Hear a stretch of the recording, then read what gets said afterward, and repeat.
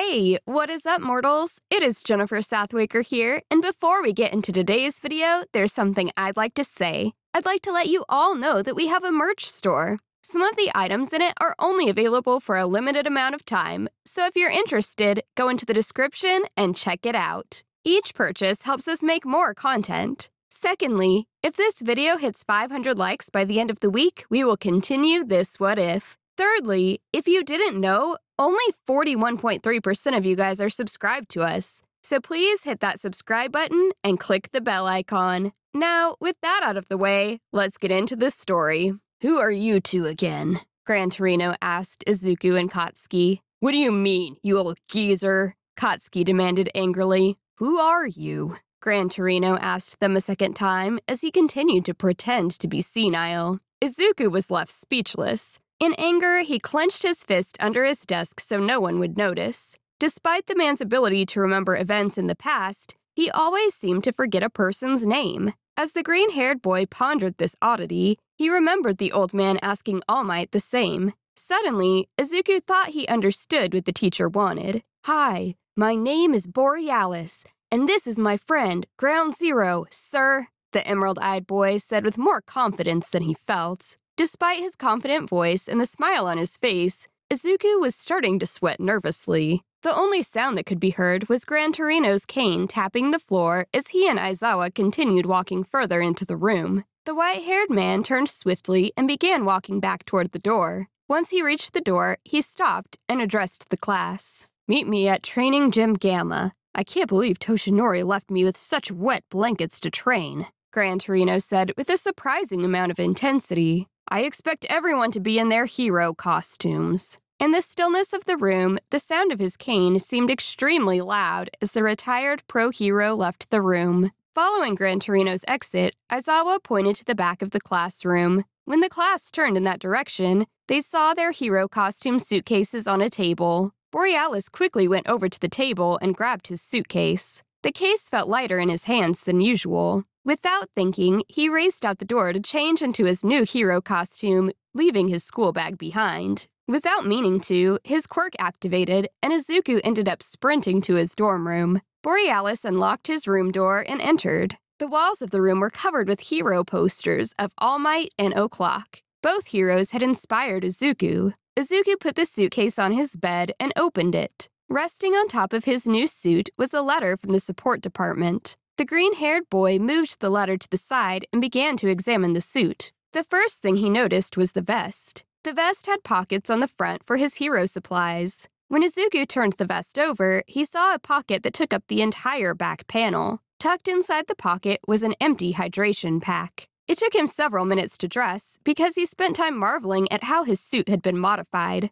Then, in his rush to get to Gym Gamma, the green-haired hero student ran out of his room without even closing the door. Izuku's classmates were just entering the dorm as he came racing out. Despite how tense Borealis felt because his quirk was activated, his mind felt clearer than it had in a long time. As the green-haired boy arrived at the gym, he saw Gran Torino stick out his cane. Izuku was unable to react in time and tripped over it. As he got up, he saw the smile on his teacher's face. Your mind was too cluttered. If you ever want to talk about All Might, you can always come to me, Gran Torino muttered as he watched Borealis. A cluttered mind is a hero's greatest weakness. Sir, do you know why All Might wanted Ida to intern at Sir Night-Eye's hero agency? Borealis asked with a confused look on his face. Did Toshinori ever discuss his quirk with you? Gran Torino asked. No, but he did mention that he wanted Kachan, Ida, or Araka and myself for training each day after school. All Might passed away before the training began,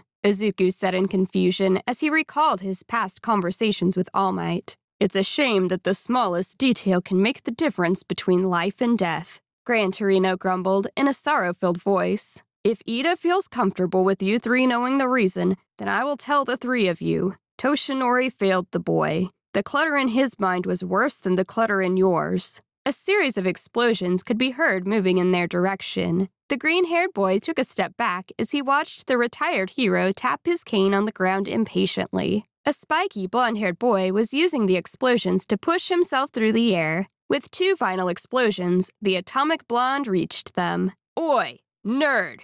Next time, don't forget to take your school bag. Also, close and lock your room door. I had to ask Aizawa to lock it for you. Ground Zero growled in frustration as he noticed the changes to his friend's costume. The vest is new. Did they also change something about your shoes? Sorry, Kakachan. I was so excited to see if they made the changes to my hero costume that I forgot my bag. I asked if they could make my shoes out of a ceramic material. Borealis excitedly stuttered. And they did. They made my shoes out of a ceramic material instead of iron, and they added a hydration pack in the back of the vest so I can stay hydrated. Who are you? Gran Torino asked Katsuki as the retired hero pretended to be forgetful. It's Ground Zero, and don't forget it this time, the blonde-haired boy said petulantly. Good. Now let's see if your classmates can also figure out why I'm so forgetful, Gran Torino said with a smirk, then almost as an afterthought he added, You're too tense, and that tension is preventing you from using your quirk to its fullest. Uraraka and Ida were the next pair of students to arrive. Despite the smile on the blue-haired boy's face, it was clear that he doubted himself. Although the brown-haired girl was bouncing up and down with excitement, there was a surprising amount of determination in her voice as she spoke with her classmate. As the pair reached the white-haired man, Ida said, Excuse me, sir. Excuse me, sir. I have a question. Anticipating the question, Gran Torino interrupted the boy and said, Quit plaguing your mind with false doubts. There's a lot more to saving people than merely rescuing them. Don't be deceived. You stopped All for One as much as All Might did. How, sir? All I did was evacuate citizens as All Might requested, Ida said, sounding incredibly confused. You saved people, which allowed Toshinori to focus on the fight, Gran Torino said dismissively. It took 10 minutes for the rest of the class to arrive at the plain-looking building. The retired hero led everyone inside. Most of the interior of the building consisted of mountains made of concrete. The pro-hero, Cementos, formed the mountains through his cement quirk. The old teacher sent everyone, except for Katsuki, Izuku, Uraraka, and Ida, to the training area. Would you like your friends to know why All Might wanted you to train at Sir Night Eye Hero Agency? Gran Torino asked Ida in a straightforward manner. Yes, sir. I see no reason why they shouldn't know, the blue-haired boy responded. Very well, then. Follow me and I will explain, Gran Torino said in a matter-of-fact voice as he entered the training facility. The four friends followed the older man to a secluded part of the training area. As the four of them entered a cul-de-sac formed by 3 mountains preventing their classmates from seeing them, their teacher activated his quirk and flew above the peak of the mountain that was blocking their path. Gran Torino then propelled 4 large concrete boulders at his 4 students. Ground Zero simply blasted the boulder coming towards him to pieces. Borealis activated his quirk and started to run up the mountain on his left. Uraraka simply used her quirk to make herself float above the boulder. When Ida activated his quirk, his body emitted white lightning, and the flames coming from the exhaust pipes on his legs were blue instead of their usual orange color, as if he had activated Recipro Burst. The burst of speed was so great that the blue-haired boy ran straight into the mountain in front of him. The white-haired man watched the scene unfold with an unreadable expression. He waited until the boulders came to a standstill before returning to his students. Ida, you should focus on activating your original quirk when an unexpected situation presents itself, Gran Torino grumbled in disappointment. Toshinori, if only you had had more time, maybe then your students wouldn't be zygotes. What do you mean, original quirk, sir? The blue-haired boy asked, sounding very confused. Didn't Toshinori ask you to consume some of his DNA? Say a strand of hair? The white-haired man asked. Yes, he had me consume a strand of his hair. I fail to see the significance of it, Ida said, still confused. By having you swallow one of his hairs, Toshinori passed his quirk to you, the white-haired man patiently explained. Before we get back into the story, I would like to say that we've got a second channel called Anime Deep Dive. Anime Deep Dive goes over the hard facts of the anime presented. Now, in case you guys didn't know, we have a third channel called We the Celestials Naruto What If. We the Celestials Naruto What If mainly focuses on our Naruto What If series. If you're interested in content like this, please go check the description below or click the eye icon in the top right corner. Now with that out of the way, let's get back into the story. A transferable quirk? I knew that people theorized that such a thing was possible, but I didn't think one existed. Izuku muttered in shock as he started to analyze the implications of what was said. You just had to get Borealis started, didn't you? Now I have to wait for him to stop muttering. Katsuki grumbled in annoyance. Midoriya, the old man is clearly senile. A quirk can't be transferred, Ida said in disbelief. This must be my quirk evolving. Something like this hasn't been discovered yet, Midoriya continued muttering to himself. But Ida's quirk has been acting pretty strangely. Normally, Ida's quirk only releases blue flames while he uses Recipro Burst, not when he uses his regular quirk. Is Deku all right? Why is he muttering like that? Uraraka asked, out of concern for her friend. Borealis loves to take notes on various quirks and their abilities. We'd be here all day if he had his notebook. The atomic blonde grumbled as he shook his head in amazement at Uraraka, not knowing this about her friend. How many notebooks has he filled up? The retired pro hero asked suddenly, very interested in the subject being discussed. That seems like an incredibly risky thing to do. Villains would kill to get their hands on something like that. Last time I checked, he was working on his 13th notebook, the blonde-haired boy growled. I believe he calls them his hero analysis for the future. I don't know why he needs them when he remembers that stuff anyway. Borealis, how many notebooks do you have on quirks? Gran Torino asked again, concerned about the existence of the notebooks. Hearing his friend's last comment about the notebooks, Izuku remembered where he was and said, Kachan, I already told you I don't take notes on just quirks. It's meant to help me out in the future. But this is one ability I won't include in my notes, because if it got into the wrong hands, it would be a disaster. What notebook number are you currently working on? The white-haired hero asked in annoyance as he smacked Izuku's leg with his cane. Oh, sorry, I got distracted. If you're asking about how many notebooks I have, I'm currently on the 14th notebook, the green-haired boy said, confused by the sudden questioning.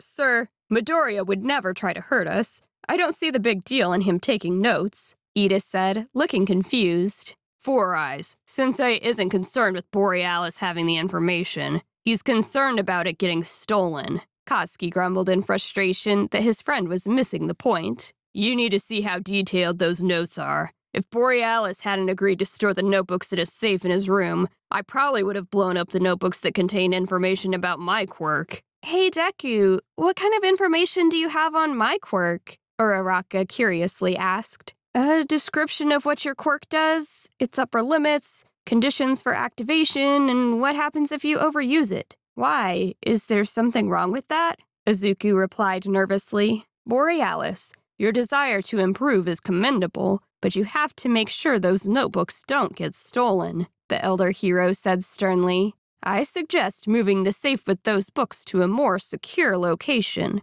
I strongly suggest that you do not mention who the current user of One for All is. Yes, sir, Izuku said with enthusiasm. Izuku had intended to use the information in the notebooks to help save people once he became a pro hero. But as he considered the conversation with his teacher and the comments made by Katsuki, he began to understand just how dangerous the information in the notebooks could be if they fell into the wrong hands. The Emerald Eye Boy made a mental note to ask All Might's teacher for advice on how to secure the information in the notebooks as soon as he could speak with him privately. Realizing that he had made his point, Gran Torino resumed the training. He asked Ida to use 5% of One for All. The boy's first attempt ended in failure because instead of activating One for All, he accidentally activated his original quirk and sent himself racing into the mountain in front of him. Ida's second attempt was an even bigger failure. As the blue-haired boy attempted to activate One for All at 5%, he had the sudden thought of not being good enough to be All Might's successor, causing him to accidentally activate Recipro Burst at the same time. Making matters worse was that this loss of focus caused him to increase the power of One for All to 15%. The blue-haired boy slammed into the mountain with enough force to leave a large crater in the mountain. The flames coming out of the exhaust were white in color. The white flames matched the white-colored lightning that was being emitted from his body. Before he could berate himself for failing to do what his teacher asked, Gran Torino walked over to Ida and, using his cane, whacked the boy soundly in his right shin. That is enough for now. Let us rejoin the class before our absence is noticed. As they were walking back, Gran Torino continued speaking. All of you must stop cluttering your minds with useless thoughts. If you doubt your own worth, then you need to train harder. doubt poisons one's mind and leads to seeking acknowledgement from others. It's just that I've been feeling useless lately, Ida muttered as tears started to roll down his face. I wasn't strong enough to help out in the fight again. Sadly, All Might wasn't strong enough either, the elder hero muttered. The only thing useful about the past is for us to learn from it. Does it ever get easier to deal with the loss of someone you knew? The blue-haired boy asked, sounding sad. No, losing someone and dealing with the loss isn't easy, the white-haired teacher said quietly. Class 1A ended up spending the entire morning in the gym practicing their hero moves. After lunch, Izuku arrived at the classroom early. Aizawa was sleeping in his yellow sleeping bag beneath the windows in the classroom. The green-haired boy noticed several juice boxes were lying nearby. Borealis walked quietly to his seat. Izuku took out his notebook and began to write down the information he had learned during the hero training. He started to jot information about the quirk he saw his teacher use. The green-haired boy made a note in his journal that he needed to speak with Gran Torino about relocating his safe to a more secure location. The rest of his class started to filter into the room after they finished eating lunch. His blue-haired friend walked over to him and pointed towards the door. Understanding the meaning of the gesture, Izuku followed his friend out of the classroom. The green-haired boy noticed that his friend looked like he had seen a ghost. Thank you, Midoriya, Ida whispered as he looked around nervously. While I was changing out of my hero costume, I saw All Might standing in my room, or at least the form he had when he wasn't a hero. It probably has something to do with your quirk, Izuku said with as much confidence as he could muster. Do you really think this has something to do with that? Ida nervously whispered. What makes you say that? It can be transferred. We don't know if this allows the previous users to communicate with the current user, the green-haired boy muttered as he looked around to make sure no one was listening. We don't know much about the quirk. What we do know makes the quirk even more mysterious to us. For all we know, you're the first user encountering this aspect of it. But speak with Gran Torino, because he might have a better idea about what's going on. Midoriya, how is it so easy for you to accept this? Ida whispered as he looked at his friend in confusion. I've spent my entire life researching quirks because I wanted to figure out why my quirk was so different from my parents, the Emerald Eye Boy said with a smile. This change to your quirk was a topic that was debated in various research papers. Most agree that it would be better if this kind of quirk didn't even exist. Is it that dangerous? The blue-haired boy asked as he took a deep breath. The ability to transfer a quirk could help the quirkless. If there was a way to transfer quirks, then it means there's a way to steal them, Borealis muttered as he stared at his friend. There's no telling how common quirks like this are. Remember, according to the news, All for One stole hundreds of quirks. I see. So it's not the quirk that's the issue. It's what someone would do with the ability, the boy with glasses grumbled. Surely there's a way to prevent the quirks from being stolen. Let's head back to class, Ida, the Emerald Eye Boy said politely. Even that's up for debate. We might never know. Thank you, Midoriya, the blue-haired boy said gratefully as he walked back into class. If I ever need help, I will make sure to ask you for assistance, especially if the issue is a quirk. You're welcome, the green-haired boy said as he walked into class. Despite everything, Borealis couldn't help but worry about his friend. One of his friends had just received a wonderful gift, but it also made the friend a bigger target. As Izuku was walking back to his seat, he was struck with the possibility that a quirk that could steal other quirks might have the ability to be transferred to another person. Once he got to his seat, he started to write down some of the thoughts that had occurred to him. Midoriya, are you paying attention? Aizawa said in a monotone voice. Sorry, sir. I got distracted by hero training today, Izuku said in a panic as he snapped out of his own little world. You're in luck. I haven't said anything yet, the teacher said, sounding mildly annoyed. Just don't let it happen again. Yes, sir. I won't let it happen again, the green-haired boy said as he started to calm down. We were given the go-ahead to have the training camp. Use the remainder of the week to buy any supplies you might need, the black-haired teacher sourly said. We have credible evidence that someone is planning an attack on the training camp. If you see anything suspicious, report it immediately. 1A was left stunned. The class started to mutter to each other about the warning. Many of them were shocked that they and their school might still be in danger, even after all that had happened. Seeing their confusion, the teacher tried to explain. There will be plenty of villains looking to make a name for themselves now that All for One is gone. The sleep-deprived teacher added one final warning. Keep in mind that being power-hungry isn't a trait unique to villains. The week passed by uneventfully. On the day before they were to leave for the training camp, the class decided to go shopping together. Despite the class hanging out,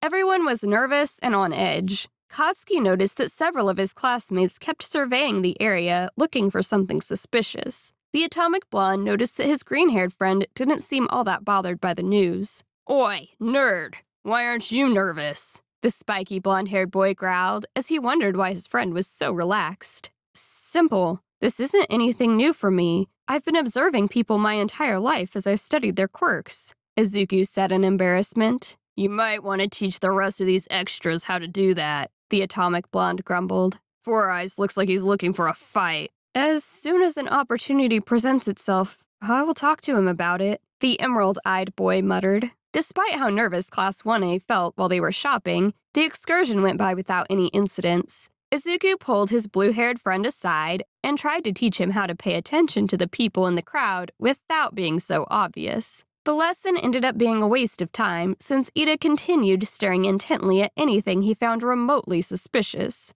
On the bus to the training camp the following day, Borealis found himself on edge. He realized that although his teacher had told the class where they would be heading, he never mentioned what time they would arrive. Another thing he found odd was his teacher's smile, because he couldn't remember ever seeing his teacher smile until now. The green-haired boy looked over at his blonde-haired friend and noticed his friend was just as nervous as he was. They had been on the bus for a few hours and were ascending a mountain road when, without warning, the bus pulled to the side and came to a stop. Once the students exited the bus, they could see a forest far below. Suddenly, the ground beneath them began to move in a wave-like motion. Before anyone could react, they were thrown into the air. While they were flying through the air, they heard their teacher call out to them. Do not be afraid, and once you land, keep moving in the same direction. The camp is in that direction, Aizawa called out as he pointed at the students. Everyone in the class used their quirks to protect themselves from the fall. However, as the class descended towards the ground rose up to meet them. Once they were safely on the ground again, the ground sloped downwards, and they slid down to the forest floor where they came to a stop. As the students were recovering from the ordeal they had just been through, they began to relax and chatter amongst themselves until they were silenced by the sound of something heavy hitting the ground in the forest. Thank you all for watching the video to the end. Now, there are a few more things that I'd like to go over before the video ends. On behalf of We the Celestials, I'd like to thank the writer of this video and editors for this video. Their details will be in the description. If you're a voice actor, editor, or writer, or you're interested in becoming one of those, go to the Discord that is in the description of this video and hit up the head of one of those areas. We're always looking for members to join us. That's it from us for today's video. So thank you all for watching, and don't forget to hit that subscribe button if you're interested, and hit that like button if you liked the video. Until next time, peace out, mortals. Have a fantastic day.